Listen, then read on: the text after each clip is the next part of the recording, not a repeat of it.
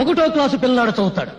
నన్నయ బ్రాహ్మణ కులమన పుట్టెను, గాంధీజీ గుజరాతీ కోమటి, అంబేద్కర్ హరిజనుడు. ఎవడడిగాడండి వీళ్ళ కులం దేశానికి నూరి పుయ్యమని? ఇవన్నీ వాగితే నేను పిచ్చోడు. పొరపాటున మీలో ఎప్పుడైనా దేశభక్తి అనే ఆవేశం పుడితే దాని మీద నీళ్లు చల్లడం చాలా తేలిక.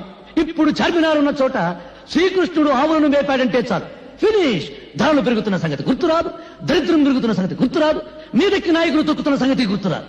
శ్రీకృష్ణుడు, ఆవులు, చార్మినార్ ఫలోమని పరిగెత్తుకుంటూ వెళ్తారు, ఒకరికొకరు నలుకుని చేస్తారు. జయ హే పుణ్యభూమి నా దేశం. ఒక్కసారి బాగా ఆలోచించుకోండి.